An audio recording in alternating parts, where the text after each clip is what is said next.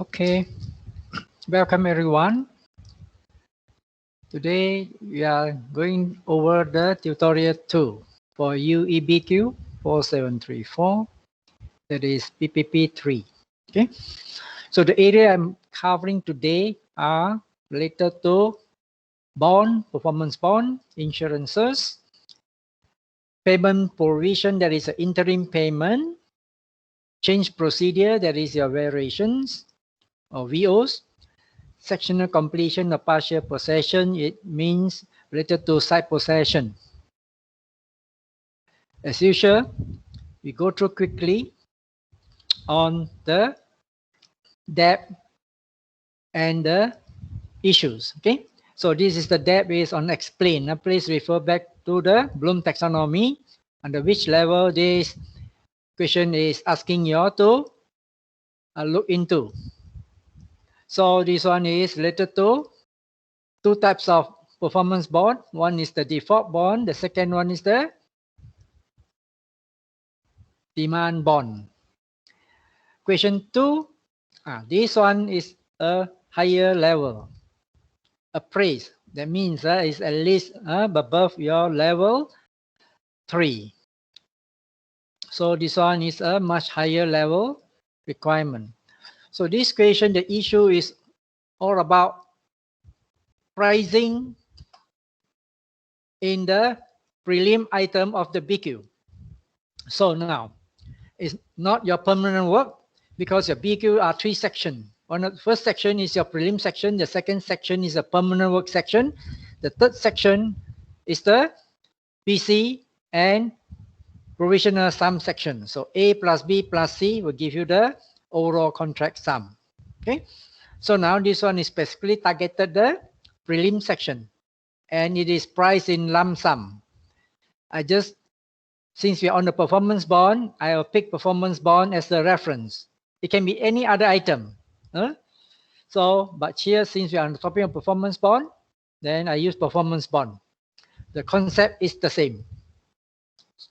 So this one is appearing where? Prelim section of the tender document or your contract document. So now the question is this. After the letter or what? That means you are given the contract already. Okay. So the employer says, I do not want the performance bond. So the question is, if you are the advisor or the contract administrator for the project, what are you going to do? So now you have to explain to the employer whether you can deduct the full amount as shown in the prelim section from the contract sum when you finalize the account. So this is the action that you need to explain to the management. So that is your question number 2. Okay. On the insurance matter is explained here. So you are asked to look into cognitive item on parties to act in good faith. So what does it mean, good faith? If in a contract, if a party needs to act in good faith, what does it mean? If there's a breach of this good faith, what does it mean? So now, whether it's enforceable or not, if you breach the good faith principle, can it be enforced? So this is something can be related to insurance, can be related to any contract. Okay? The principle is good faith. So I just park it under here. So if you're having an insurance contract, definitely the requirement is act in good faith.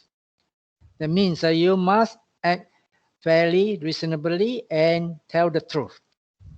So you need to understand the content of good faith. Afterwards, we're going to go through again. So under this insurance, I just pick up these clauses. Clause 18.1 to 18.4. Okay. So understand the insurance. The clause related to insurance. Please remember, clause 18.1 to 18.4 is not an insurance clause.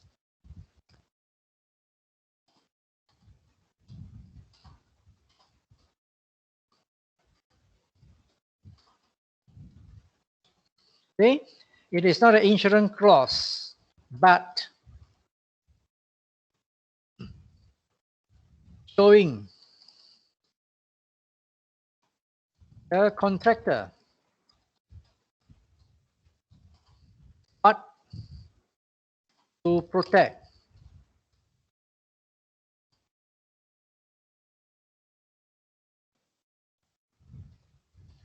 Showing what, who,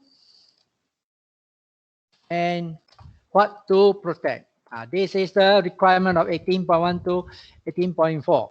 Who and what to protect. Okay, so which we are going to go through clause one by one. Then we have your sectional completion.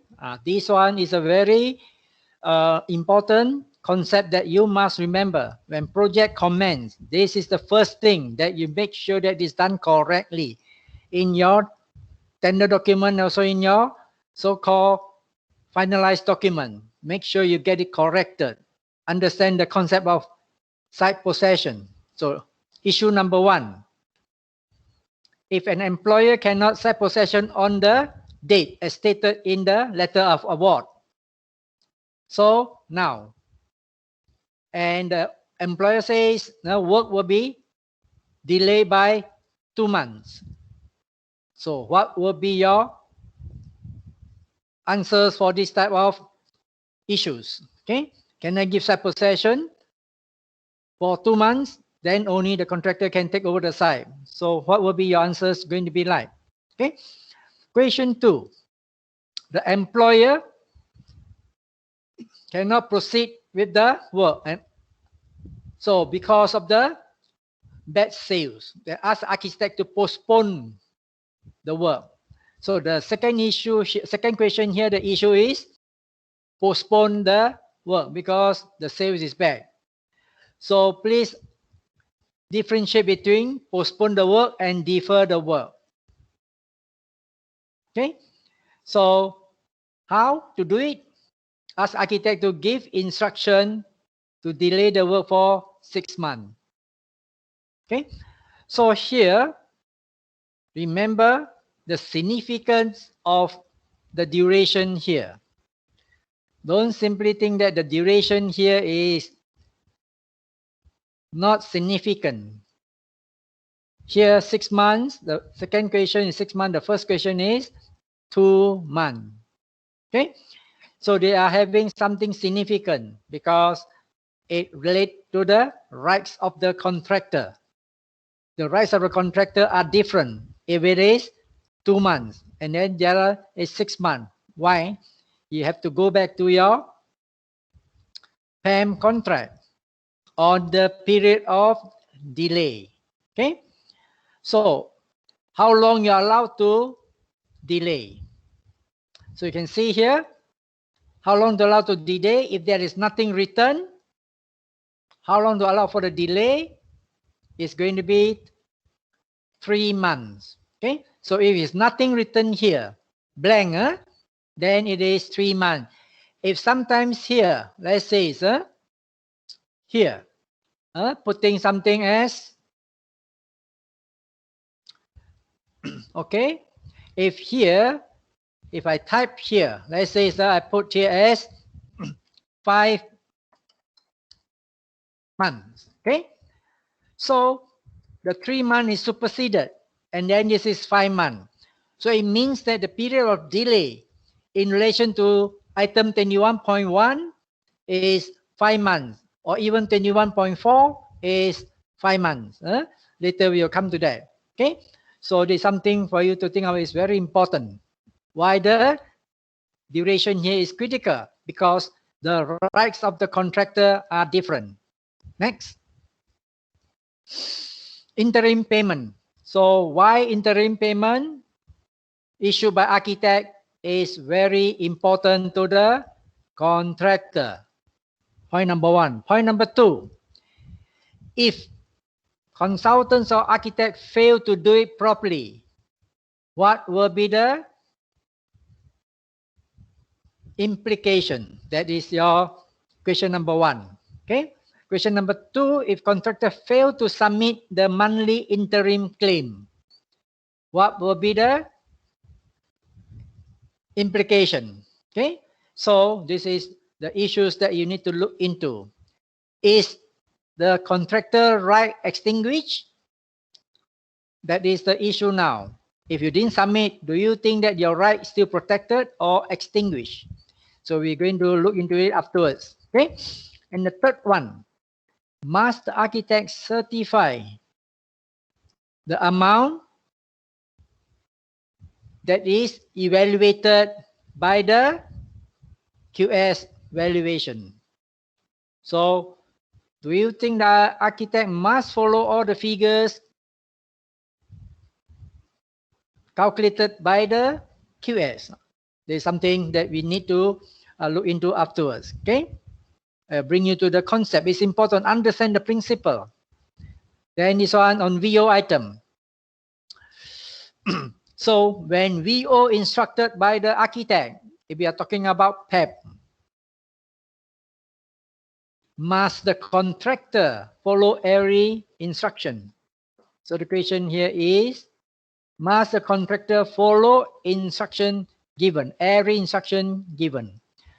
So this one, we go back to the valid and invalid instruction territory. Okay, and the second one is, can the contract administrator issue VO after CPC? This one is a little bit interesting.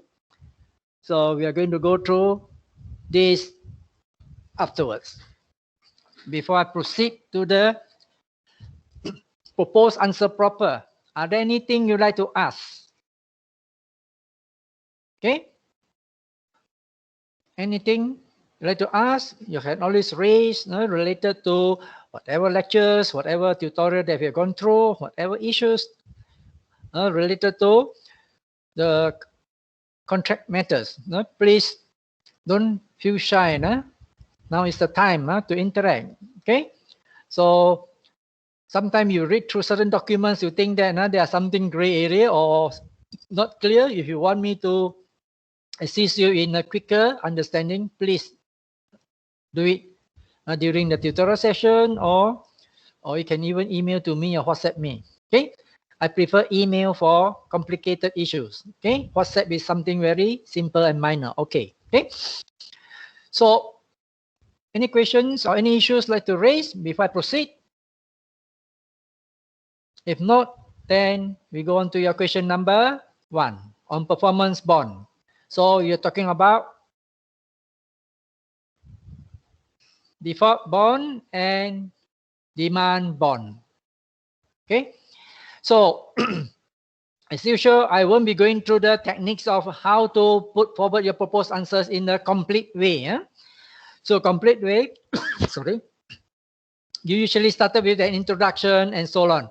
Introduction, body, conclusion. Introduction, body, conclusion. The body maybe a few subsections. Okay, so this is the technique of how to put forward a realistic, good answers. Okay, so I won't go to that detail already. I'm zooming in directly to the content of the issues. Okay, so now the first thing you may want to look into will be the why performance bond is needed in the construction industry. Okay, who to provide a performance bond? So provision of performance bond is definitely on performance. Definitely is the contractor. There's another type of bond we call it the payment bond. Okay, the payment bond is from the employer to the contractor. So please be careful. There are a lot of types of bond have a different use. Even there's a maintenance bonds and retention sum bond and so on that we have covered earlier in the lectures. Okay, so why you need a performance bond? Because employer all the time, if the contractor cannot finish the job, then the employer is in trouble, because the employer will have to look for new contractor to complete the job, and always at a higher amount. Okay, so that's why you need this performance bond to cover just in case the contractor cannot perform or cannot finish the project or whatever reason that is stated in the contract document. I repeat, if you cannot comply with the contract documents requirements, it means that you have breached the contract contractually. Okay, so then the impact will be the actions can be taken accordingly. Okay, so for this one, if you cannot finish, then there's a possibility that the employer will invoke the drawdown of the performance bond from the insurance company or from the bank. Okay, so the performance bond usually you get it from the bank or the insurance company. Generally, the insurance company is a second grade, bank is the first grade. Okay, yeah. So this is how the system works. But more often than not, the bank is very smart or insurance company very smart. They ask the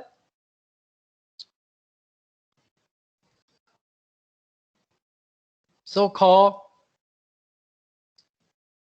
the contractor to provide the indemnity. Okay, so this is what the bank would do. In the event there is a claim, already the banks are protected because they ask the contractor to provide the protection indirectly, indemnity, by asking the bank, can you put some money in my bank or in my insurance company before I put out the document for you to protect, for you to get your project. Without performance bond, the contractor won't be able to commence the work. Okay, so this performance bond, the whole purpose is to cover part of the project or the balance of the project that is usually in a higher amount. Okay, so more often it is partially cover the additional amount only. Okay, so that's why you can see in most cases after the performance bonds already used up and still not sufficient because of the higher cost for the new builder or contractor, then the employer will ask the lawyer to send another letter to the contractor who cannot finish the job as a debt. So in our PEM 2018, the clause that deal with performance bond is clause 39. Okay, so this clause 39, you go through, it tells you that the contractor is required to submit when you tender under this PEM contract. Okay, so the performance bond amount or this thing will be listed at the appendix. See here the appendix, the performance bond amount. Okay, so how much is the performance bond amount? You can check and see.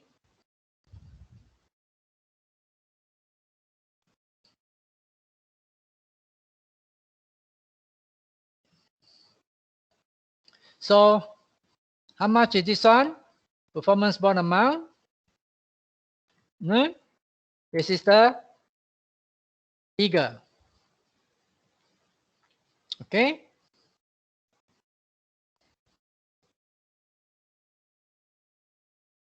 So this is the performance bond amount. So now you can see, or sometimes if there's some figure here, this figure will be the ruling figure. Sometimes they say 3%, 4%, 5%, 6%, up to them. If non-stated is 5%. Okay. So, and it is a condition precedent. That means a must comply. If you don't comply, your work cannot start. Okay. So that is the one of the section on performance bond, on the meaning and also the purpose and so on. Okay. So now we go on to the question proper, whether it is a demand bond or default bond. So we look into the legal understanding. Okay, so be careful if you have a performance bond issued by insurance company or the bank, and if it is not written properly, generally the traditional approach, the judge will interpret it. If it's not clear, the judge will say, oh, this one is not a true bond. When something is called not a true bond, it means it is a default bond. Not a true bond is equals to a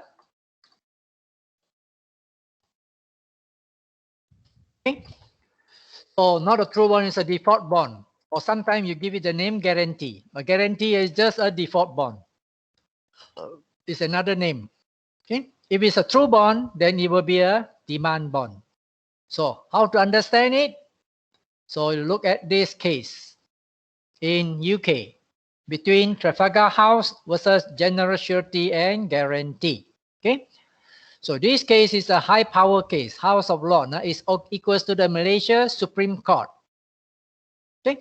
So this is how the Supreme Court interpret based on a bond under this ICE standard type of contract 5th edition. So now in that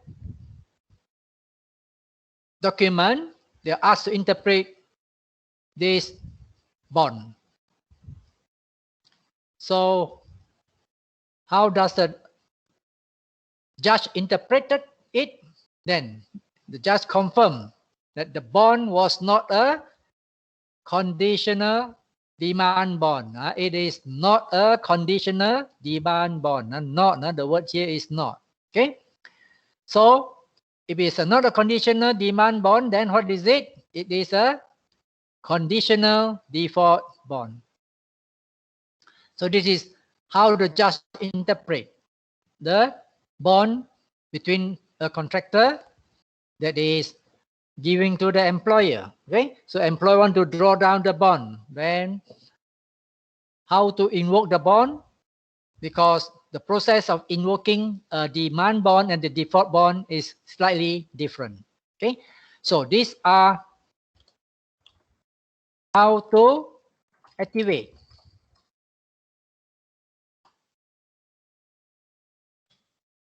a default bond. Okay, so this is how to activate the default bond. This is the way. Okay, then this one, how to activate a demand bond. How to activate a demand bond. So you got two methods. Demand bond, what are the criteria to be met? And default bond, what are the criteria to be met? So these are the criteria between the default bond and demand bond.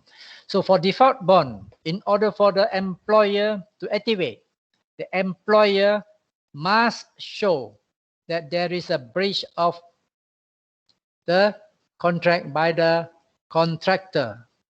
This one is number one. And number two, the employer must show that the employer suffers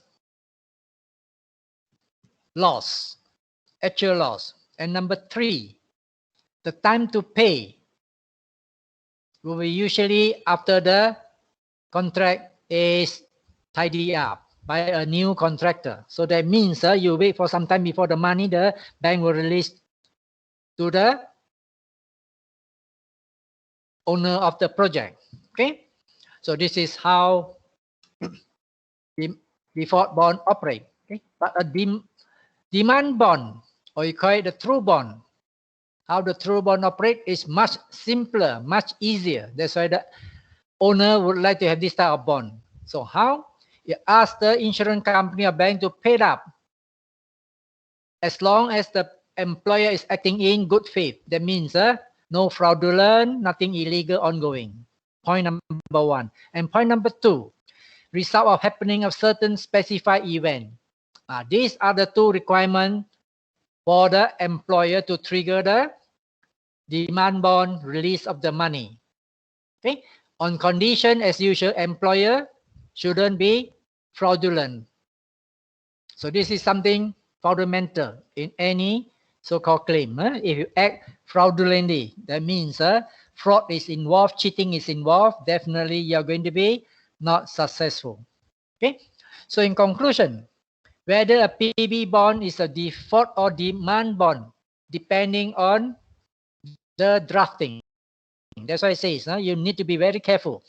If you're not sure, please engage a specialist to draft it. If not, then you have problem how to invoke the performance bond. So it is for the employer or the consultants to make sure that what bond that you are getting before you commence with the work. Because to the contractor, more often than not, they try to give the default bond. Why? Because the money to be released is not so fast and not so easily. Okay, but then if it's a demand bond, it is much easier for the bank or insurance to release. Okay, so it's very important for the CA to be very clear on what you want from the contractor. Next. So this is a very interesting issue I mentioned earlier already. It tests your knowledge. Okay, so basically there is no case law under this. Is going to test our so-called understanding of the contract document and the interpretation on this lump sum item. So you have a price in the performance bond in your prelim section of the tender document, 250K. Okay, and if I do on the performance bond, if the employer says I don't want the performance bond, then usually at the end of the contract, I won't be paying anything on the 250K. Is it correct? Because I don't need any performance bond. So now, is it correct or not? Then you have to look into the contract document that is compiled by the architect and the QS. Okay, so it's not a straightforward answer. Okay, so you ask to appraise whether that you can take all the money or not. So now in order to understand this is what I usually do. Talking about a lay person, that any person on the street, how you look at it if you read the contract document. So if the contract document there stated, oh, there is a item for performance bond, and if I don't need a performance bond, then generally common sense will say that I won't have to pay anything. Say, so this is basically correct. But if there is such a special statement in the contract document or tender document, this one will have an impact over what you can do. Okay, so generally the rule is this: no performance bond required means no payment. Okay, but then be careful. Sometimes the QS and the architect prepare the document, your tender document. In the tender document, in order to protect the employer from the unnecessary VO claim by the contractor. Okay, so how? The consultants will put a special clause, and this is the special clause. Okay, this is the special clause or special item.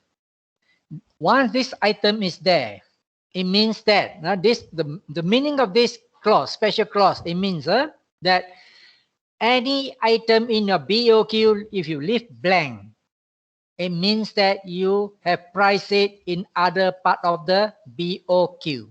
Okay, so if that item you put it blank, zero, and if you're asked to do work on that particular item in the BOQ, which is zero, you still have to carry it out. At the end of the day, you won't get a single payment. So that is the meaning. Okay, so please in future be careful with the documents that you compile. So if this item is there, okay, and it means that any item that is blank is covered in other place. Okay, so if you can see this item there, then employer shouldn't be able to deduct the amount shown. The reason why I will let you know afterwards. Okay, so you must leave a reasonable amount on this particular item. You must leave. Okay, so if there is such an item, then can. If there is no such item in a document, then you can take up the full amount. So the employer can deduct the full amount. So these are the two situations that you're going to face. If this appearing in the document, you cannot deduct all. This one doesn't appear in the document, you can deduct all. Why? This is the rationale behind it. Okay. So the reason why you cannot deduct all is this, under this discussion here. Okay. So before I discuss the gist of it, then we have something introductory material on this particular issue. Okay. So the contractor usually need to study the document. Okay. Especially the BQ. Because the BQ consists of 3 sections, A, B, C, prelim, permanent work, and your prime cost provisional sum. Okay. So if you study already as a contractor, there is a distinct instruction. Then you have to be careful already. As a consultant or contractor, you need to be careful. Because this item, as I say, is a special item. Okay. That all items must be priced. If you didn't price it, it shall mean priced elsewhere. Okay. So if that's the case, then any unpriced item or underpriced, okay, it won't affect the figure. This is the figure that you are already getting, but there are some blank there. So what will be the implication? Okay. So the implication will be this. If you want to deduct from the permanent work, no problem, because the permanent work section is X times Y, quantity times rate. The amount will be paid accordingly. Okay. So this is the easy part. The problem is this. When you appear in the prelim section of the BQ. So if that item is appearing in the BQ, for example, the performance bond lump sum item, okay, which contain a lump sum item, and then they are non-quantity based, because quantity based is normally your so-called permanent work section. Okay, so it just contains a lump sum of X dollar, in this case 250,000. Okay, so now the argument is this: the price put by the contractor, it doesn't reflect the real situation. The contractor will argue this: if you want to deduct, you cannot deduct all. Why? Because the figure of 250,000 there does not reflect the real situation. Because this is the contractor will explain, this is my strategy. Okay, because it'll tell you that I pack some money inside this particular item. It is a contractor strategy, okay, in the pricing to be competitive, to pack whatever figure inside any of the lump sum item rate. If it's a non-lump sum item, contractor cannot argue. It's in the lump sum that the contractor can argue. Okay, so he says, oh, the figure in the prelim section of my performance bond, it is not the correct figure. I just packed something there. Okay, so usually the consultant won't know, because this one is the contractor's pricing strategy and the contractor's top secret. They won't let you know. Okay, so if that's the case, then the amount on that particular item cannot be the 250,000. I hope you're clear on this point. Okay, so because they already packed something in the 250,000 from other items in the BQ that is not priced. So this is the concept behind it. Whether it's done or not is subjective, and the consultant have no ground to check. It is for the sake of argument. This is how they will argue against you. Okay, so the consultants cannot challenge because it's outside the consultant's control. Okay, so this reasoning will tell you that the contractor allow you to deduct because you don't want the performance bond, but you cannot deduct the full figure. So if the contractor had the price on this particular item, in this case 250,000, upon execution of the contract, the bond is not required. Okay, no requirement for the bond. So can the employer deduct the item in full? Item or the conclusion here is you cannot. Okay, so because of my reasoning already. Okay, so this means that may not be able to deduct in full on that particular item as explained above. Okay, so this is the repeated explanation. It's already explained that already packed inside this so-called item that you want to touch. If you want to touch, you can, but not the full figure to deduct. If you want to deduct in full, then you better draft your item properly. Okay, if they want to deduct, a reasonable amount must be retained for other costs being packed under the performance bond item. Okay, so this is the contractual argument. No case law, but this is a contractual argument. As I say, as long there is no case law, this is the current interpretation, which we presume it to be fair and reasonable. Okay, but if you bring it up in future with such an item happening, then it's up to the judge to see whether interpretation now is the correct one or not, whether the judge agree to this type of interpretation or not. Okay, so generally, even we don't go to the court, the contractor allow the employer deduct in full. So in principle, if the contractor want to argue, you cannot touch all the money. You can touch some of the money. More often than not, the contractor, to maintain the site harmony with the employer, consultant, and everyone, allow the employer to deduct the full amount from the contract sum. So this is a so-called commercial decision. Okay, so under working environment, it's a commercial decision by the contractor. I use the term commercial decision, not a contractual decision. If it's a contractual decision, consultant cannot deduct all.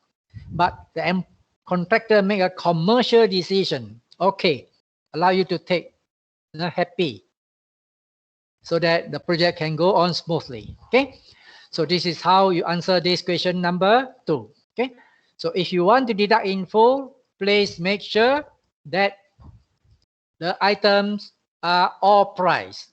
Have no ground for this type of argument. Okay, so ensure that all the items are fully priced. Then there is no argument that the contractor can make use to put forward that your deduction cannot be in full. Okay. Okay, then we go on to the next item on insurance matter. We need to understand the concept of good faith. So good faith in Latin is this term here, uberrime fide. Okay, this is a Latin word, uberrime fide. Okay, it means good faith. So it's a definition. So the definition is this, that if you breach this principle, you are going to be liable. Okay, so it can be expressed or implied.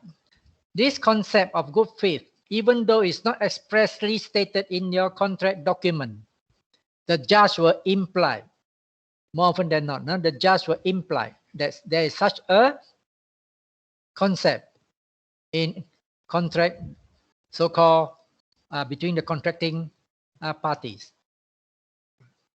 So now, in good faith system, you not only have to answer all the questions truthfully. This is point number 1. So you have to answer the question truthfully. Plus, those items or any other facts that are important must be disclosed. So if you are given 10 questions, you answer them truthfully. That is part 1. What happens if you have situation that is not in the 10 questions, where you think are significant, will have the impact on the risk for the insurance company to take up?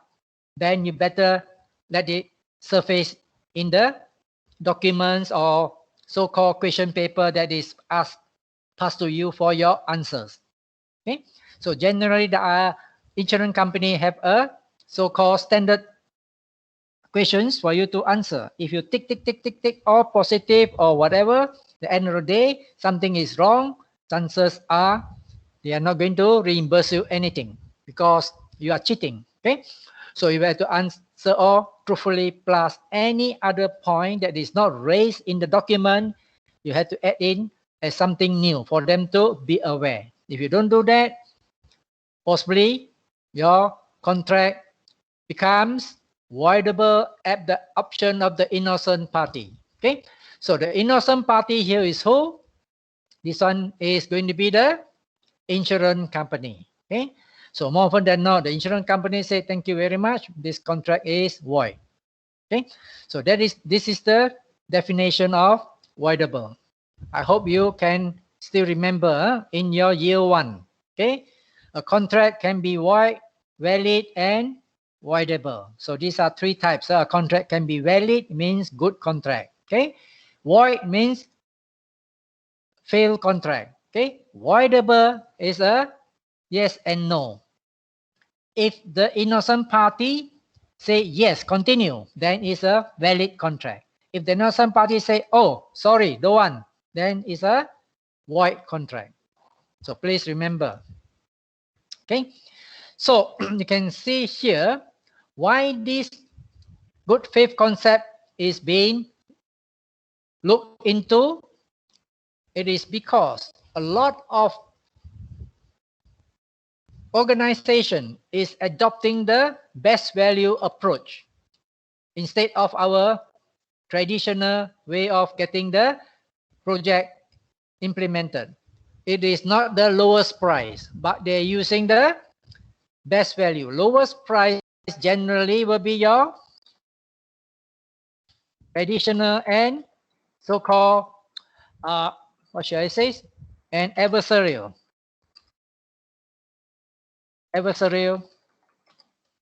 This is the lowest price mechanism. Okay, best value approach more towards the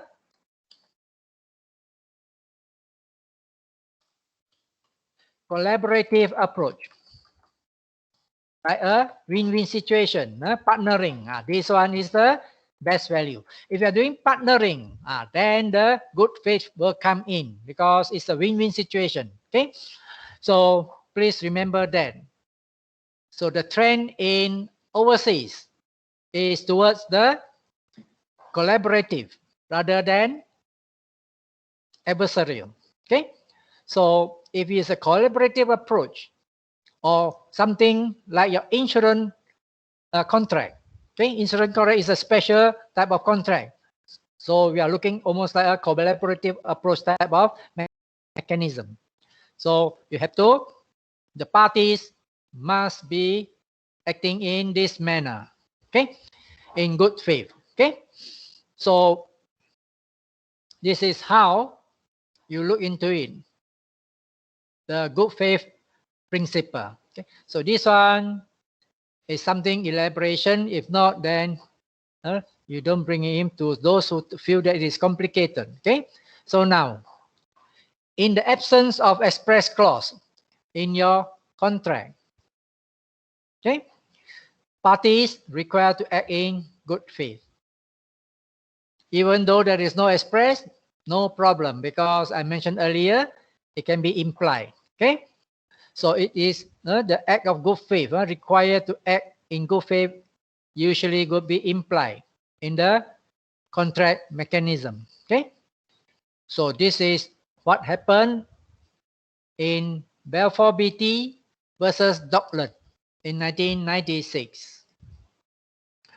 So the court was asked to look into this item.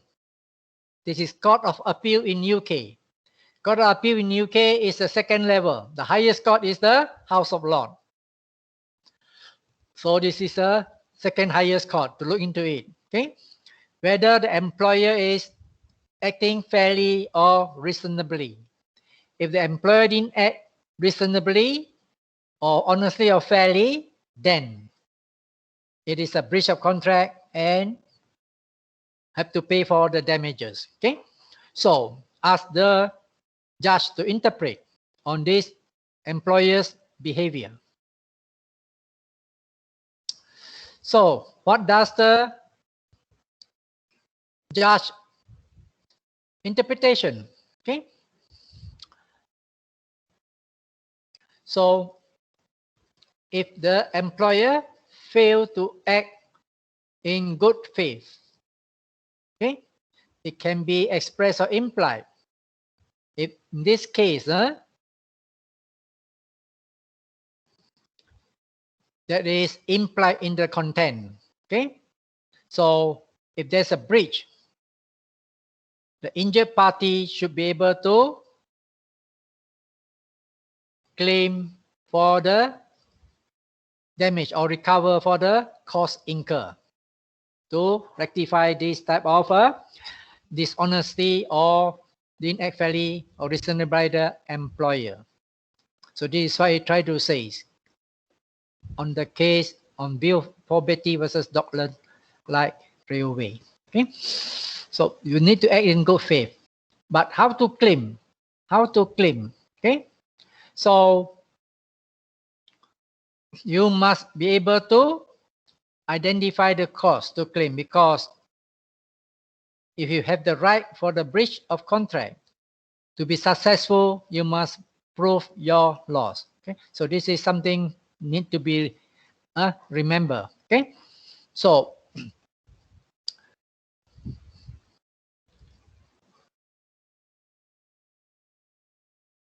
this is an example that is raised to explain the concept of good faith and the cost incurred separately. Okay, so now the court says that in order for you to claim, if somebody failed the good faith test, then you need to show your loss. If you cannot show your loss, then you won't be able to claim anything. Okay, so this is the court decision. You're entitled, if somebody breached this so-called good faith principle, you're entitled to claim. The entitled to claim is your right if you can prove the good faith is broken. But if you cannot show your loss, your entitlement is zero. Okay, so this is the summary on what good faith is all about. Okay, so nowadays a lot of documents require the parties to act in good faith. Okay, whether there is express or no provision, the court will imply into the equation. Okay, so when there is a breach of good faith occur, the injured party, that means the innocent party, should be able to claim because of this breach. Okay, so how to claim? The principle of loss must be established.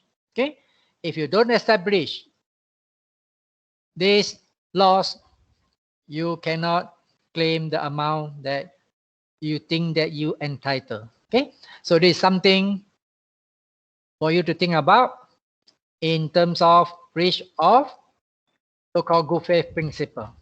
The right is there, but please show your loss. Okay, so sometimes the court will help out in trying to work up some figure to protect the claimant. Okay, so it's up to the court to come up with a figure on your loss that you suffered. Okay, because sometimes it's quite difficult to come up with the loss calculation with accuracy. Okay, so the court is using an innovative approach. Okay, to decide what is a fair and reasonable amount. Okay, yeah. With that, we break for 5 minutes.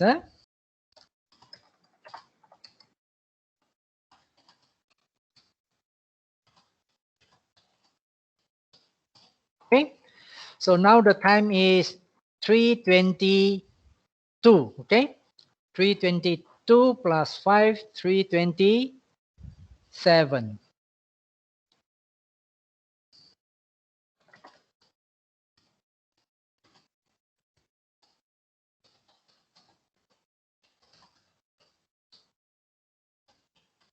At the 3.27. So see you at 3.27. So in the meantime, for those haven't scanned, please can you scan? I'm looking towards your figure now. See what's the figure. 26. Now 4 of you still haven't attend.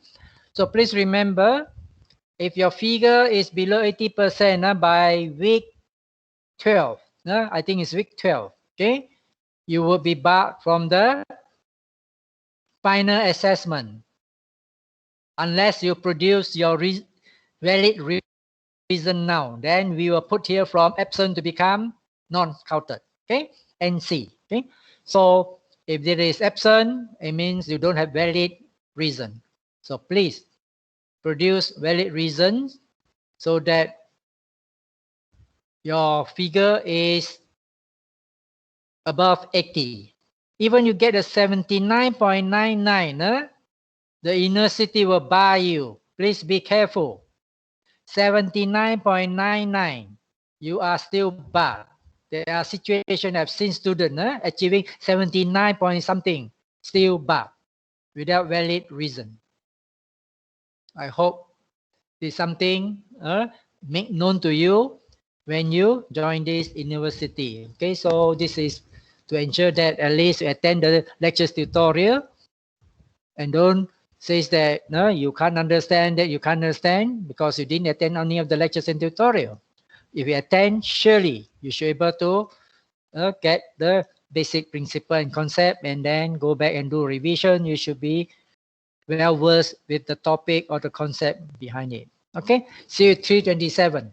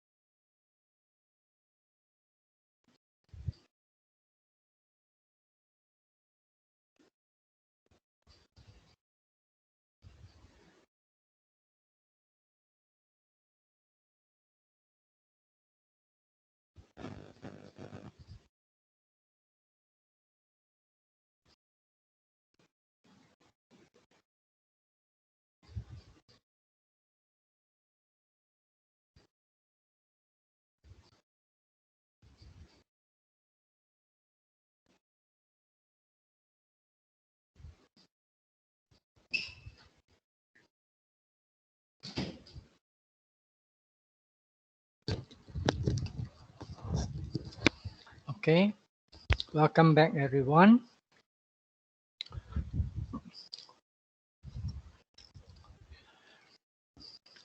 So can you all see the screen share and hear my voice?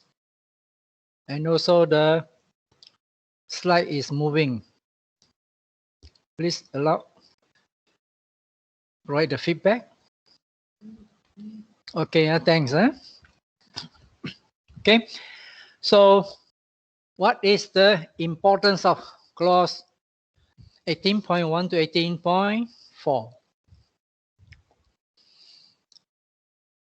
So generally, I did mention earlier already, clause 18 is not an insurance clause.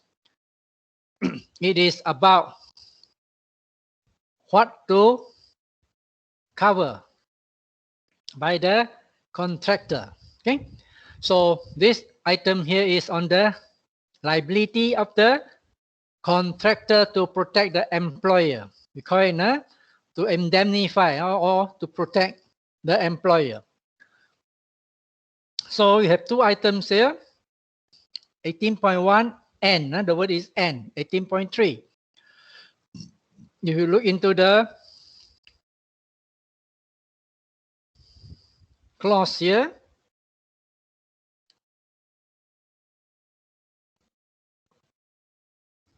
so this is the 18.1 and 2 and 3. Okay, so this is 18.1. Okay, contractor to protect the employer against injury and death. So 18.1 is talking about covering the injury and death at the work site. Okay, so that is 18.1. Then similarly 18.3. Okay, against the claim by the workman. So these are the two clauses. 18.1.3 is on similar matter. So how to protect them? So the contractor must buy the workman compensation policy. Okay, so this is one of them. And then there is another policy that is under the statutory, the SOXO, also provide to protect the workman. So under the insurance policy is workman compensation. And then you buy SOXO for your workers. There's another coverage for the workers at the project site. So you cover them by workman compensation, WC, just now you can see. Okay, so this is related to injury and death. The second one is 18.2. This one to cover loss or damage to the property. Okay, so what does property means here? So this one is loss or damage to the property. The property is the project that is ongoing. Okay, this one is called property. So sometimes it can be a real property. It can be the personal property at the person is at the project site. Okay, so the real property, for example, is the construction structure. Now that is a real property. Okay, and then some of them is the personal. So these are the classification on what to protect. That is clause 18.2 under the contractor or risk. CR means contractor or risk. Okay. So there are two types of policy. This one is workman compensation.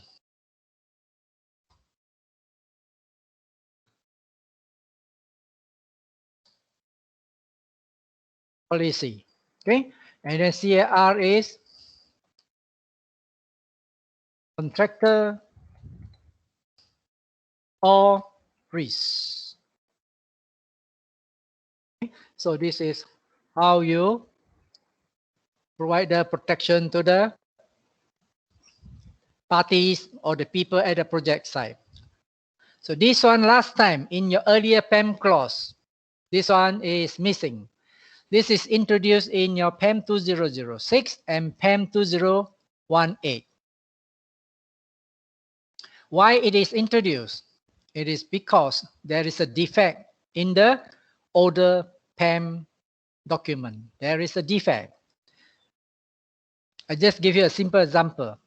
In the earlier version of your PAM, contractor is to provide the insurance coverage for ORIS and WC, but it doesn't cover fully. So certain type of activity happening, the employer must provide a special insurance to protect. So the employer found that, oh, this one is very troublesome. So now, employer asked the consultant to put in this clause 18.4. Okay, so the whole purpose of 18.4 is to ensure that instead of employer buy something and the contractor buy something to protect the site, why not ask the contractor to provide all the insurance coverage? So this is how clause 18.4 come about. Okay, it's asking the contractor to provide all. This to protect the employer. Okay, this clause 18.4 is to cover for the employer's liability. That's why the liability shall not be defeated or reduced by reasons of omission of the employer. It tells you already, even the employer neglect. So you provide the cover. And not only employer, agent, or consultants, plus other authorized representative at the project site. You need to provide the cover. So it is for the contractor to provide cover to the employer, employer's agent representative, plus the contractor's own workmen, subcontractors, and suppliers. Okay, so this is how this 18.4 is all about. Okay, even though the consultant staff fail to carry out their work properly. Okay, so it is something bad happen. Hopefully the insurance may come in to mitigate the loss. Okay, so this new provision basically is to shift all the responsibility of buying insurance to the contractor.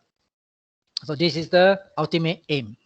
Okay, so from here 18.1 to 18.3 other details elaboration which I have already discussed above. I won't be going through again. Okay, 18.1, 18.3, and this 18.4, as they mentioned to you, is a special clause to cover the error or the gap in your earlier provision. Okay, so you can see this provision in 1998 and below. There is a weakness. So this 18.4 is to seal up the weakness of that document. So from now on, all the insurance coverage is to provide by the contractor. The logic is very simple because the employer at the end of the day is to provide all the finance to provide all the insurance coverage. Ultimately, it boils down to the employer. Whether employer buy or contractor buy, still at the end of the day, the contractor will price whatever it costs under them. Okay.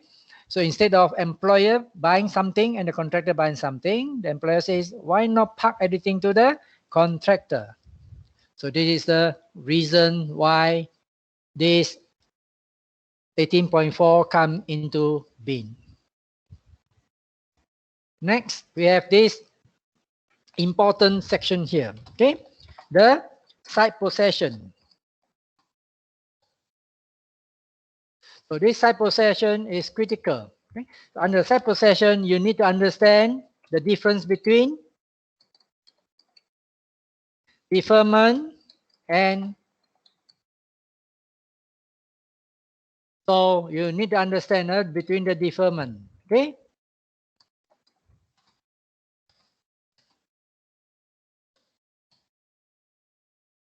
The term deferment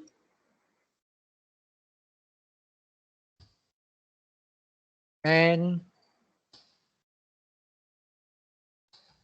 postponement. Okay. So because each of them got a different PEM clause to operate properly. Okay, so it doesn't mean that you simply put the concept of deferment and the concept of postponement together. You are going to be wrong. If it's a deferment, there is a different clause operating. It is a postponement, there is a different clause operating. That's why you can see Q1 is on deferment. The concept is on deferment. Q2 is on postponement. So please go through these two questions and understand the principal difference between deferment and postponement concept. They are slightly different. The clauses are totally different. Okay, so now, employer cannot give possession on the due date. So it tells you that if employer cannot give possession on the due date, it means this one, deferment already. Okay.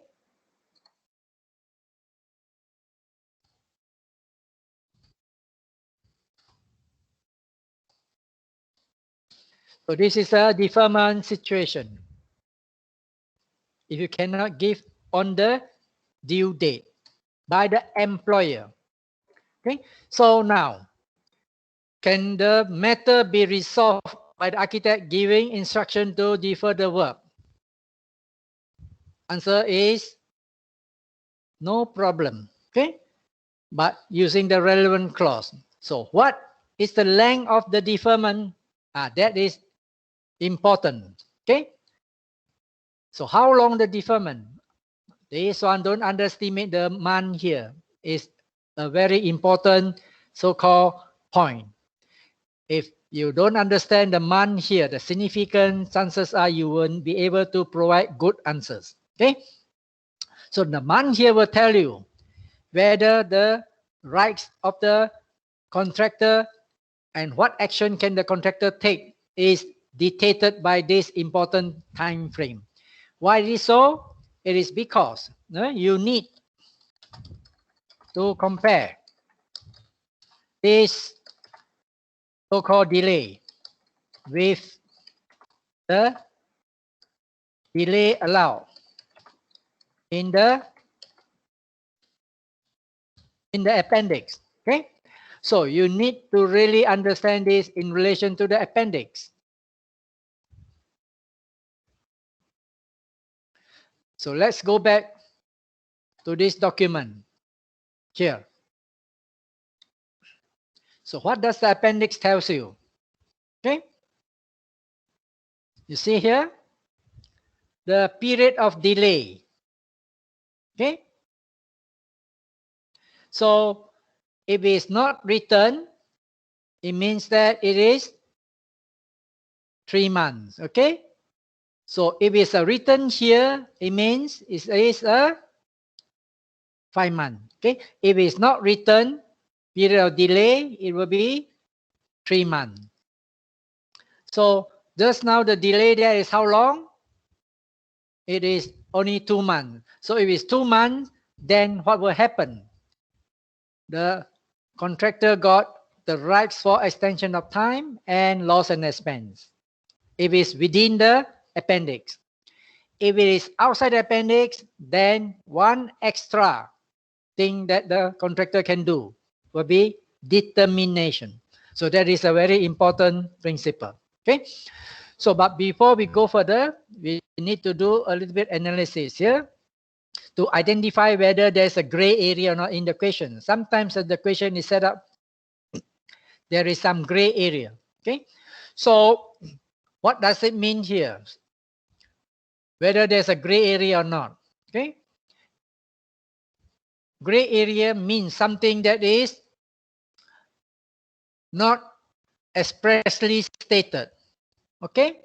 So for example, in this question, what happens if I were to delete this item? Okay. So once I delete this item, if the employer cannot give site possession on the due date, can the matter be resolved by the architect giving an instruction to defer the work under PEM 2018? Okay, let's say the 2 months is missing. So the question is exactly what you are going to do. except there is one gray area. The duration is not given to me. Okay?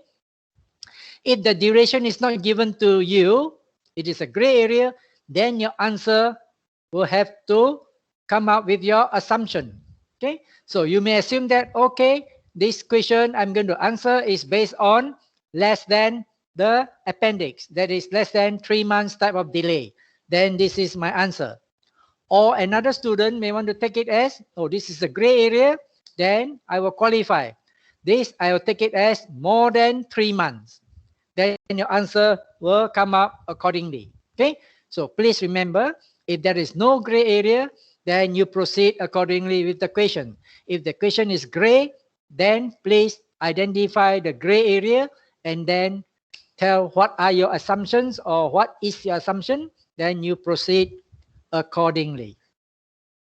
I hope you are very clear on this. Okay, so the answer will be different if more than the delay stated in the appendix or less than the delay. So for our particular question here, there is no gray area because I purposely given to you 2 months. Okay, so if that's the case, the deferment is within the duration as stated in the appendix.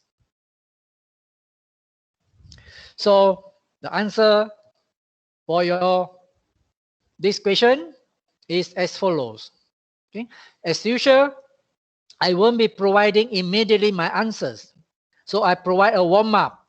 So first of all, as an introduction, this one is the definition. See here, I provide the definition as the introduction. After that, I will provide the concept on handing over. How does the handing over mean? Okay, so you look into the handing over, and then after that you're talking about what is the meaning of site possession. So this is how you build up your proposed answers. Okay, and then the next item, if you want, you can talk about the extent of as a site possession to be given. Then only you come to your position under your PEM 2018. Okay, so this is your position 2018 situation. It's the same as 2006. Okay, the principle is the same, whether it's 06 or 18 in this particular situation. So under this 2018, under the above, okay, so the current answers is the correct one.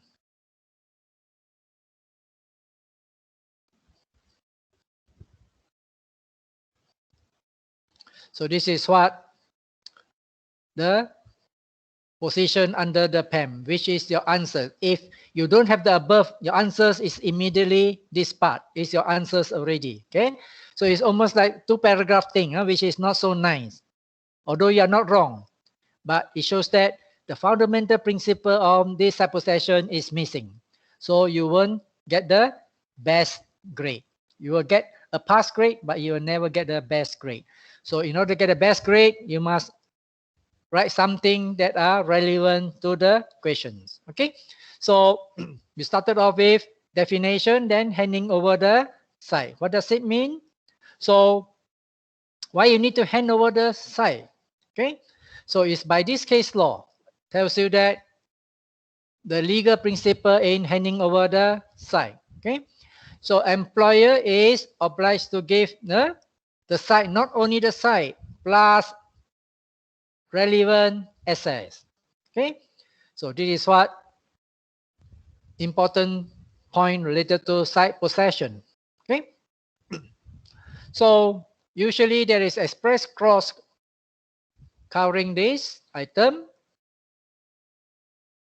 If not, it will be implied to give site possession at a reasonable time. Okay, the reason is this: if you don't give the contractor reasonable time, the works under the contract cannot be finished on schedule. Okay, so in order for the work to be completed by the date as stated. So this is the case law of Freeman Hensler will tell you. Okay, so this is on the site possession. Next, we are talking about the meaning of site possession. So try to understand the concept of site possession. So the word site possession is actually not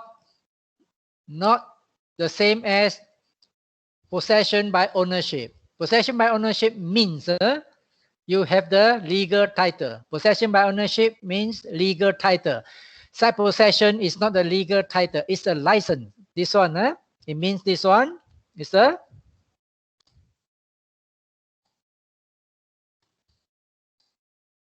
legal title. That is possession by ownership. Okay, but then actually your site possession is not a legal title. You only got the license. So this is what the concept on site possession is all about. You have a license to be there. And what type of license? It is a contractual license, because license there are few types. So this license is a contractual license. Why contractual license? It is because once the contract is completed, upon its lapse, the license expire. Okay? So the license can be revoked at any time by the employer, or the license can be gone when the time already used up. Let's say the project is 1 year. 1 year already used up, then the license expire and the contractor must move out from the project site. So these are the legal meaning on license. Okay. So if you got the license, then you got the permission or authority to enter the project. See? Okay. So then you will not be a trespasser. If a trespasser is illegal, people entering the project site. Clear? So this is the purpose of granting the license to the contractor. The case law is London Borough Henslow versus Twickenham Garden Development. And then the extent of the site possession, how much to give. This one, you better be careful on this part already. Okay? So you look at the date. If there is one date of commencement, there is one date of completion, and one amount of LD. I keep on repeating 111. That means 100% of your contract description or the area or the size of the project must be given in all, total, 100%. If you cannot give 100% or in total, then you opt for the sectional completion. Then you have the what date to give, what date to finish for section number 1. What date to finish for section number 2. And also got its own unique LD amount. Okay, so this one is for another section. What date to give it to you, and then what date you must finish the next section. And then the LD, how much applicable. Similarly, there's a third section, when to start and then when to end. Okay? And how much LD to be applied. So these are important points that you must understand in relation to your site possession. Either is one handing over 100% of it, or partly. If it's partly, then you use this section under your PAM. Okay? So extent of site possession to be given. Okay? It depending on your contract description, whether to give in whole. Okay? In whole means one LD, one site commencement date, and one site completion date. Or type 2. Okay? A portion of it. Then have a few starting date, ending date, and also few LD applicable. Okay. So generally, if it is in whole or in total, the whole site, you must give the contractor the whole site and also on the sole basis. It tells you that 100% to be given.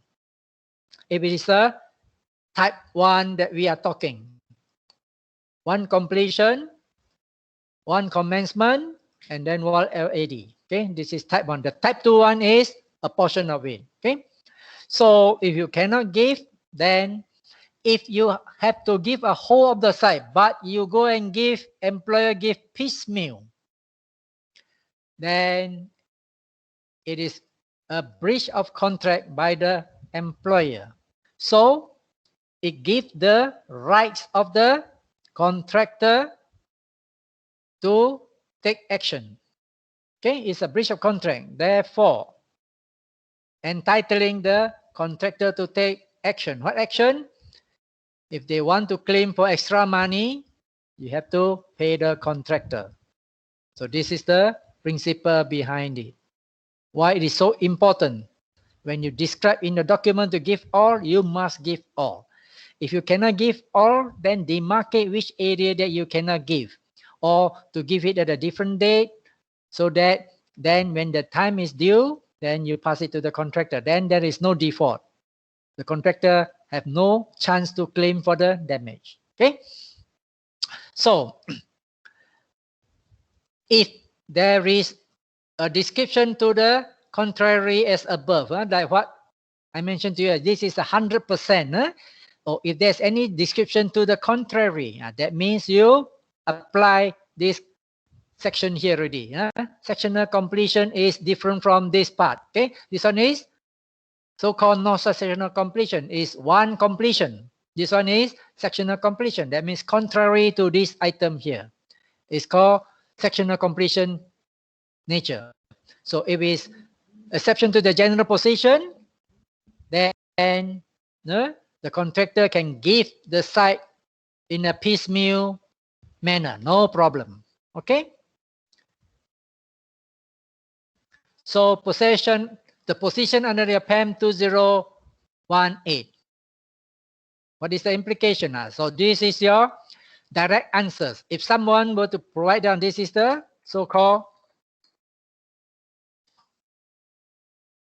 to the above question. So as I repeat, if you come up with the direct questions, you are not wrong. Okay, but you will not get good grade. Okay, if you can come up with the indirect, that means you explain the concept behind all these things, then only come up with the direct answers. You should be able to get better grade. I hope you are clear on this. So please don't get disappointed. You say to your friend, oh, I give all my answers are perfectly all correct by the direct answers. Why my grade is so much lower than yours? Then you know the reason why already. Are you clear now? So if you can put direct answers, you are not wrong, but you won't get good grade. You need to come up with the development. Similarly for other questions, I'll just give you a typical example here. Okay, so if you have direct questions, this is how you tackle them. Okay, so under direct question, you need to explain the difference between postponement and deferment, the concept. If no, you are not clear. Okay, so employer failed to give possession of site on the date named in the contract. It amounts to breach. Okay, fair enough. Okay, so then whether it's a major breach or minor breach, the action will be different. Okay, if it's a major breach, that means it's too long. It's a minor breach, then the delay is short. That is the principle behind it. Okay, so before that, under this category, the above is failed to give site possession by the employer. This one is the deferment principle. Okay, here. So this one is deferment.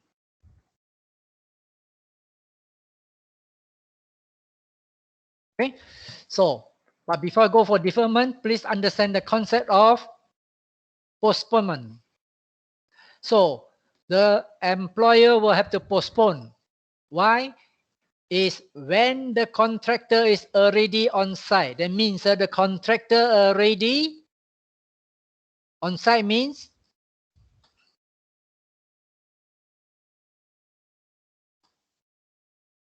already has site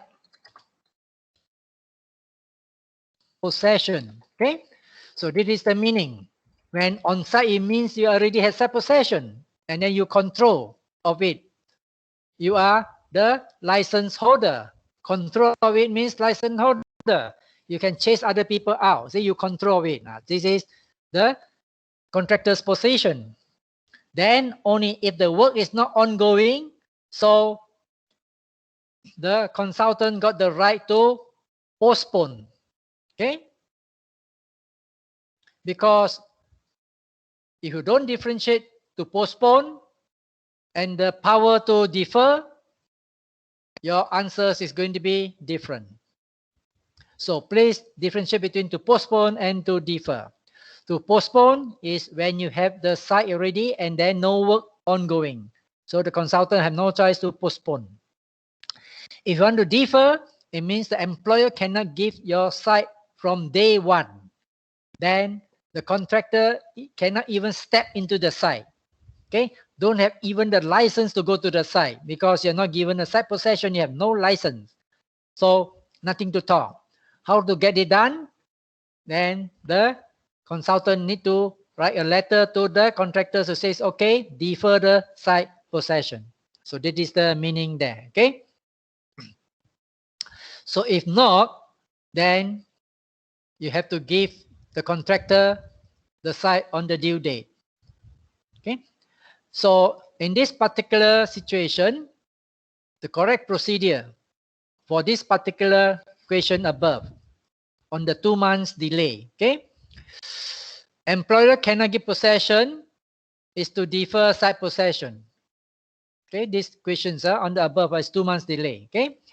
Only the employer has the right to do so under your PAM 2018.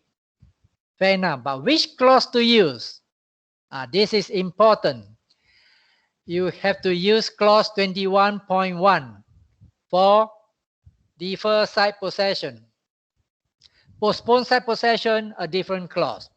And if you use defer site possession clause 21.1, in order to grant extension of time because of the deferment, then the clause to use to grant extension of time by the architect is clause 23.8G. So can you imagine? Deferment, you use clause 21.1, and then to grant extension of time, you use clause 23.8G. Okay? And the contractor got the right for loss and expense. Okay? So what clause to use for loss and expense is clause 23.4C.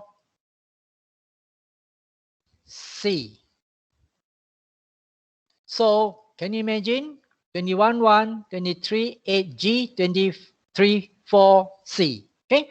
And then if it's within the 2 months, this will happen. If the delay does not exceed name in the appendix, this one is important. You must put this point down. Okay? Then contractor cannot determine his employment under the contract. So it means that the contractor cannot determine under this situation because it's less than 3 months. Okay? So this is how you answer your question 1.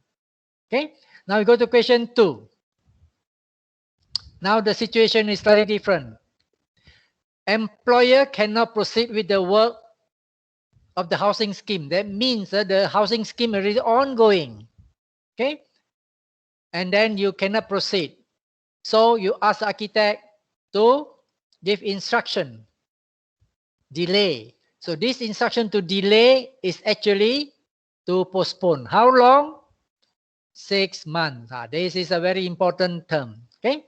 So this is a postponement question. Why? Because employer cannot proceed due to bad sales for the housing scheme. That means it tells you that the contractor already working. After some bad sales, then sorry, stop. Ask the architect to give instruction to delay the completion of the project. How long? 6 months. So this 6 months will tell you something. So now, propose answers for not deferment. Okay? Is postponement because the project is already ongoing. So you need to read the question carefully and don't simply assume. Okay? So if you assume, then your answers is going to be different. Then I can assure you, you can never get good grade because basic so-called understanding of the question is missing. Very fundamental is missing. Don't blame others. You blame yourself because you simply rush into answering the questions without understanding fully the issues involved. So this is something for you to think carefully. Okay? I find that a lot of students that they don't read the questions carefully. Once they look at the questions, then they start writing already. So at the end of the day, this is the end result. How come I fail even though I write so many pages? It's no point one. Because once the fundamental concept is not understood, no matter how much you write, you won't be getting good marks. Okay? So, okay, as usual, to answer this, the technique is the same. Okay?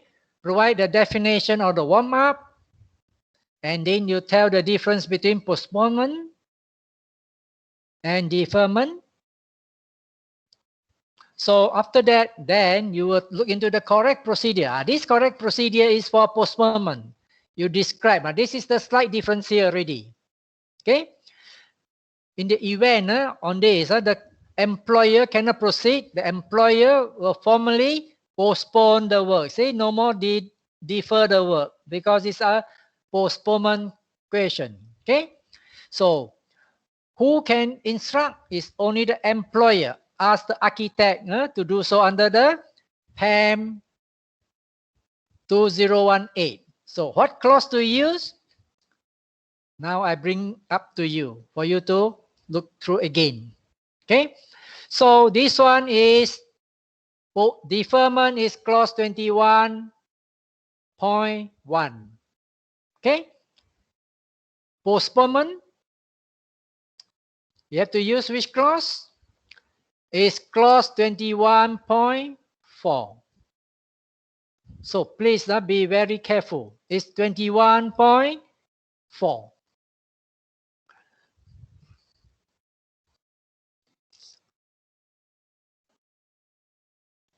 Okay. So 21.1 is for your deferment. Why? In the event the delay by the employer in giving the site possession to the contractor. This one is 21.1. Then the architect need to grant extension of time using 23.8G. Okay. So now postponement. You have to use 21.4. See here? Postponement or suspension. Okay. Then you use this clause. Okay. So the architect issued the postponement or suspension under 21.4. Okay. And then these are the other things in relation to the insurance. Why? Here, no reflection to the insurance. 21.1, no reflection on insurance. It is because the contractor haven't stepped into the site. The insurance policy may not be activated. Are you clear? 21.4. Why insurance matter comes in? it is already at the project site. The insurance already moving. So have to take up extra insurance and lengthen the insurance duration because of this postponement or suspension. If not, the work may be damaged by vandalism and so on. Okay, so see the difference between 21.1 and 21.4. 21.1, why no insurance? It is because the contractor haven't stepped to the site. If the contractor haven't stepped to the site, is there any reason for the contractor to purchase insurance? Answer is no. Postponement, suspension, yes. Why? The already project ongoing. Insurance policy already running. So then you have to look into the insurance matter. Okay, so you can see the clause is 21.4. And then architect to grant extension of time is under 23.8H, not G. You see here, 23.8. G is for delay in giving site possession. That is G. H is clause 21.4. You see here, when you see the clause 21.4 operation, the extension of time is H. Okay? If it's given site possession, 23.8 G.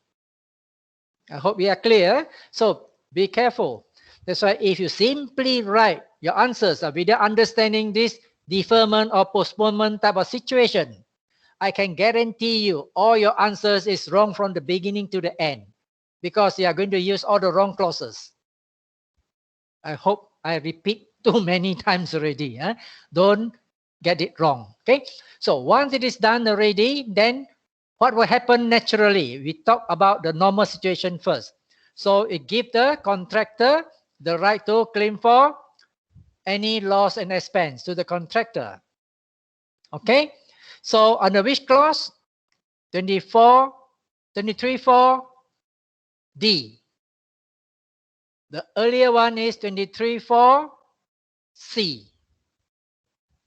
I hope you be careful. Can you see here? 23.4 C. Okay. This one 23.4 D. How to check it out? You look at this one for loss and expense. If you haven't reached that yet, the lectures is coming soon already. Okay. So this is, you look at 23 or 24.3 C. See, you get entitled for loss and expense. Let's see here. Okay. This is a loss and expense situation. 24.3. Okay. If you want to claim loss and expense, you go for clause 24. But which is the exact clause to look into the events?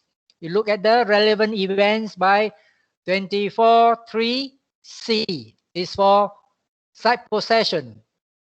Late, you get your loss and expense claim. Okay. 24.3 D. If the clause 21.4 is operational due to the postponement or suspension of the work under 21.4. See here, 24.3 C is for possession of site. 24.3 D is for postponement. So you are clear. So now this is one additional because this one is more than 3 months. If the deferment is more than the duration specified under your PAM, this is what I say. Within 3 months and more than 3 months, answer are slightly different. Okay, so this is the difference. What is the difference now? Contractor is entitled to invoke 26.1D of PAM. 21.6D of PAM is allowing the contractor to determine the project. To be determined. That means don't want to do the work anymore. Okay. So any loss claimable can be claimed after the determination. So this is the entitlement under this more than 3 months delay. So I hope you are clear. So on this determination clause, we haven't reached yet. One, I show it to you. This one is determination of the contractor by employer. Employer determine the service of the contractor. You go to 25. If you go to 26, it's the contractor determine because of what? Now, this is the 26, clause 26. Okay. So what happened? Okay. So 26, under which clause is to be used? So you look at 26 1D. Sorry, just now I put, you might go to 26 1D. Okay. So where the works is suspended for more than the duration as stated in the appendix. So you use this one, 26 1D. Okay. So this is how you trigger the determination by the contractor. 26 1D. Sorry. Yeah, 26 1D. Okay. That is the one you trigger.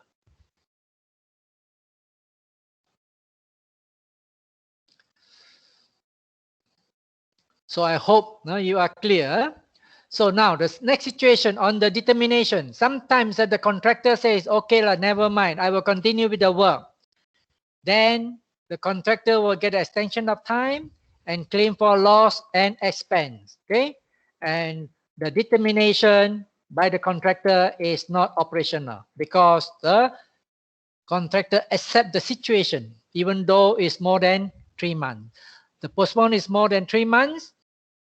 The above answer is applicable except that there is no determination by the contractor. Okay? So this is how you answer the questions here. Okay? So next, we have this interim payment certificate. So if you have this question, why the architect payment certificate is very important? Is under your clause 30.1 actually. Okay. So if you look at it, you need to go through your clause 30.1. Clause 30 is the main clause. Okay. So clause 30 means all the clauses, but we only selectively. So you can see the clause doesn't appear here, but the concept is already appearing. Okay. So there are two ways of answering. If you want, you can put the exact clause and then exact principle. Or if not, you can put all the principle correctly. It deemed to be you are familiar with the clause applicable. Okay, so it's up to you. If you can put the clause, it will be better. If not, this is also a fairly good approach for the answers already. Okay, so what is the interim certificate? This is the important meaning of an interim certificate. Okay. The interim certificate by the architect is to record that the contractor have completed the physical work at the project site. That means it's acceptable for payment. Okay. And also to trigger the employer to pay to the contractor. So first of all, the work must be of acceptable grade. Then the second one, once the certificate out, then only the contractor can receive payment. So this is the mechanism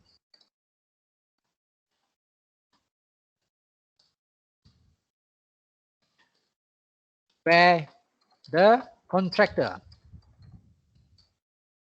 can get paid by the employer under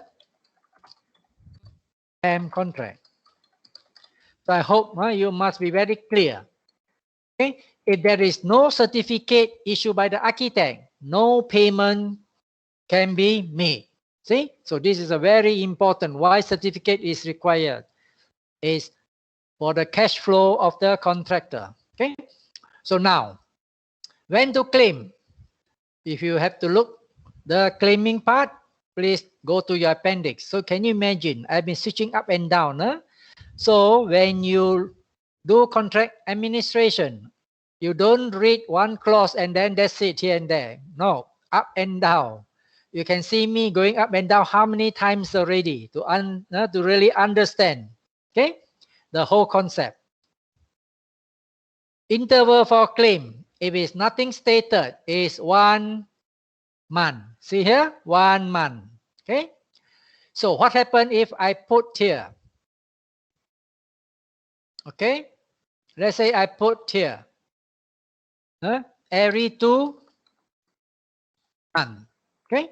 So this means that it's no more 1 month. This one takes over. 2 months will take over. Clear? So this one, the 2 months will take over. So the payment will be claimed at end of every 2 months. Okay. So if non-stated is 1 month, so I just give you the example here. Okay.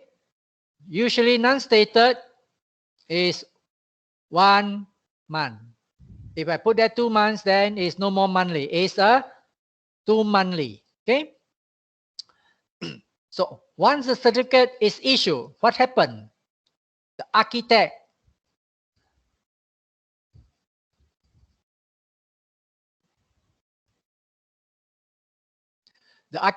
is allowed to correct errors and discrepancies. Usually I use the term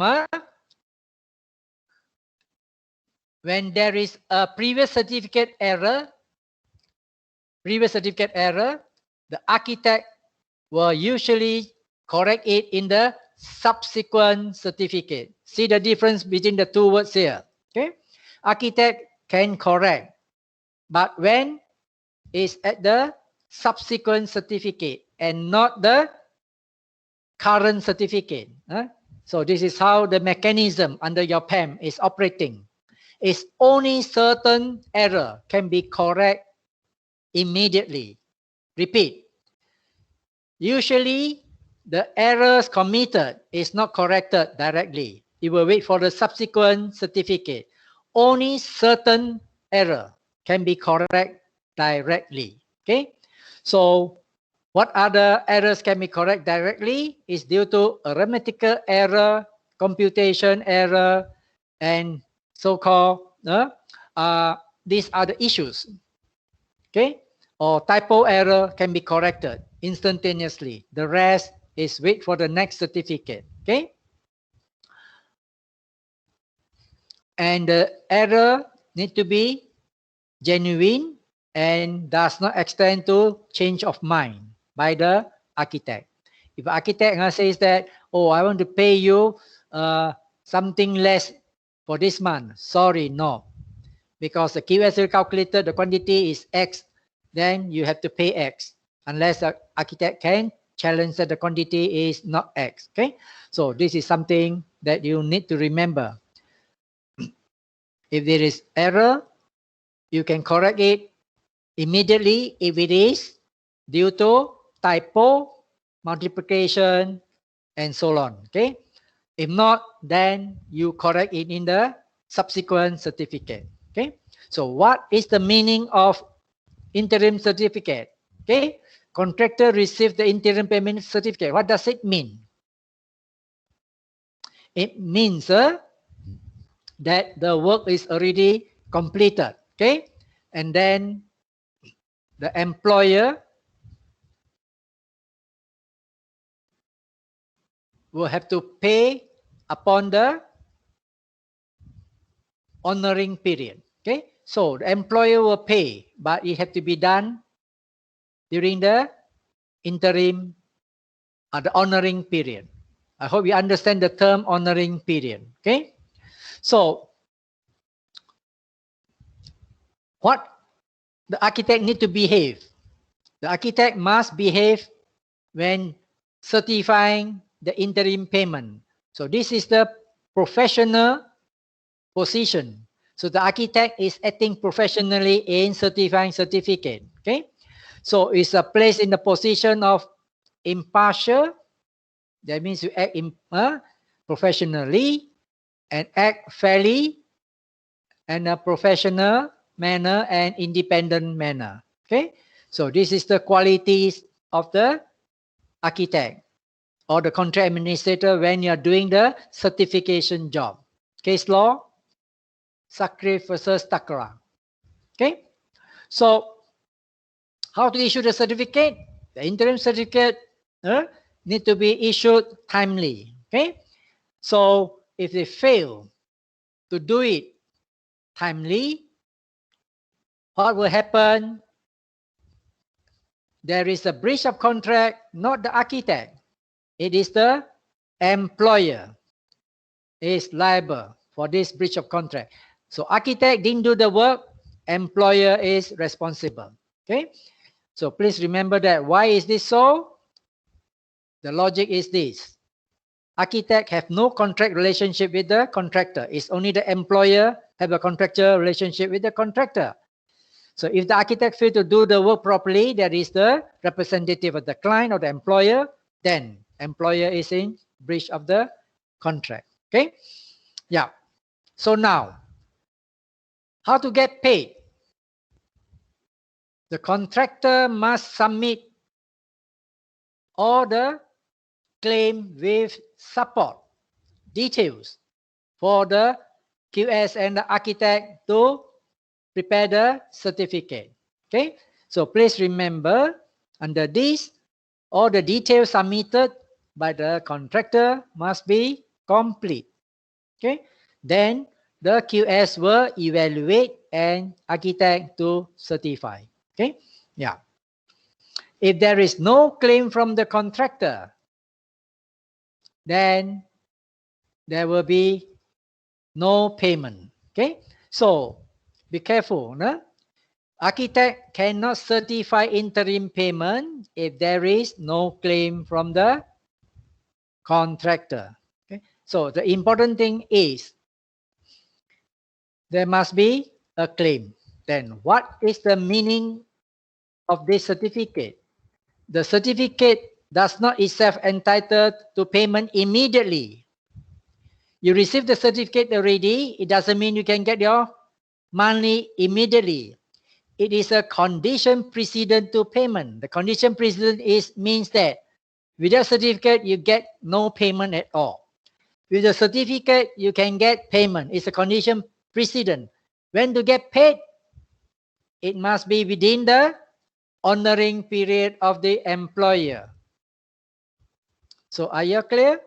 It have to be the honoring period of the employer. If the employer didn't pay, what will be the consequence? Okay, so if employer fail to pay, this will be the consequence. Subject to notice, it means the contractor must put up a proper notice to the employer. Okay, so what are the rights that the contractor can do? First of all, suspend the work. Okay, under clause 30.7. So you need to come up with the procedures. Okay, or sometimes to charge interest. Under which clause? Under clause 30.17. So these are the usual action taken by the contractor. Then the next one, the contractor may invoke SIPA. As long as there's a certificate issue and haven't get paid, then they invoke SIPA to force you to engage an arbitrator, no adjudicator to decide. Okay, now this is a statutory adjudication. This is another right given to the contractor. And finally, this is very rarely used to determine the contract under clause 26.1. Okay, so these are the grounds for determination. I can show it to you here. 26.1.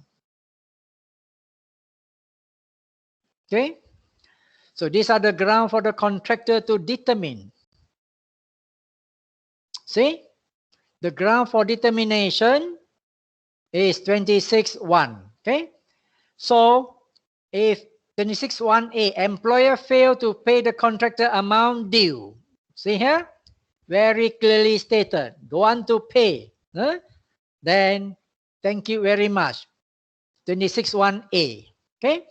So under 26(1)(a). So this is how to provide a good, reasonable answers.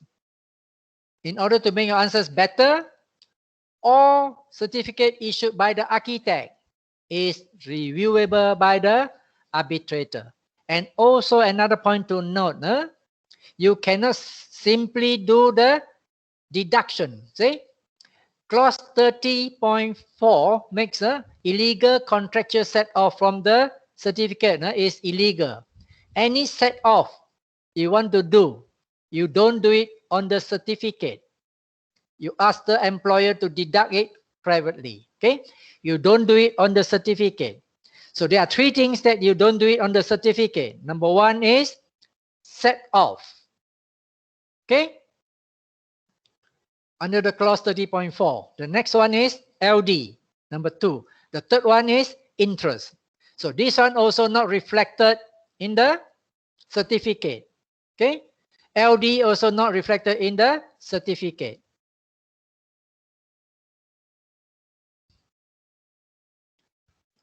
So that is how the system works. Okay.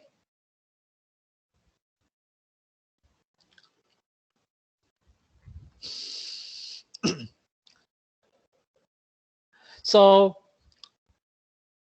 the balance of the questions or issues, I will put forward in the notes or the proposed answers that is given to you.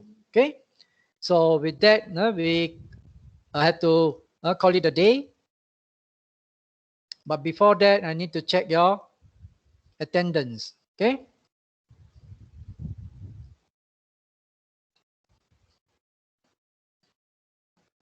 Okay, 29, one absent. So, Hon Lam, you are absent. So, if I don't get any of these, so I will take it as correct. I can confirm it with my so-called Microsoft team. Okay, this one is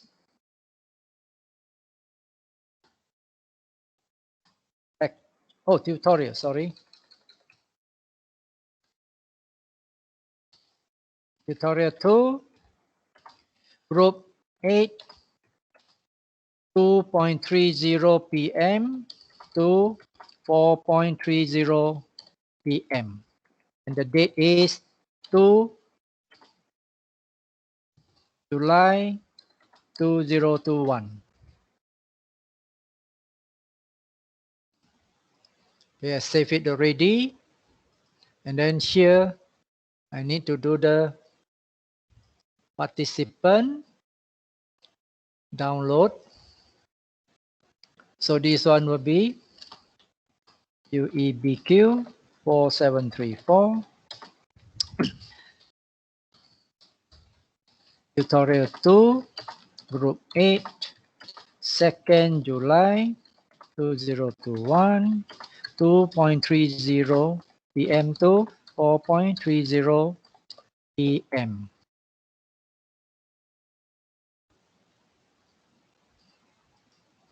Okay, I save it already. I can check the correctness. Okay.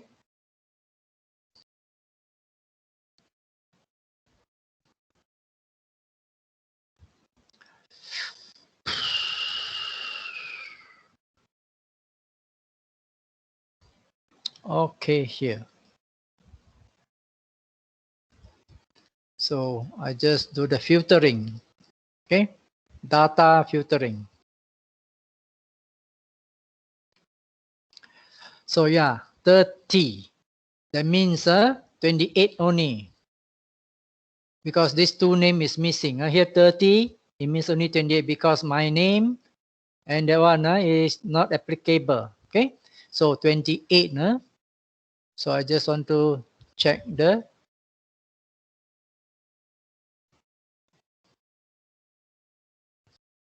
Okay, this one already restructured.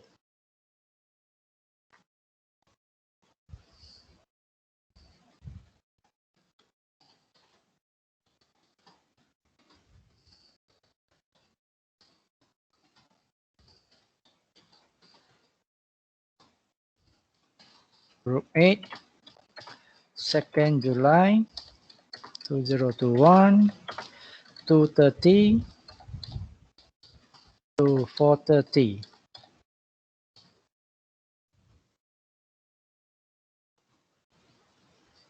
Okay, I save it already. Okay, so now you can see here 28 under my, and now here 29. Very interesting. Huh? See here 29, but my the other side is 28. One is missing. Okay, so okay, never mind. So thanks for coming. I have to stop the recording.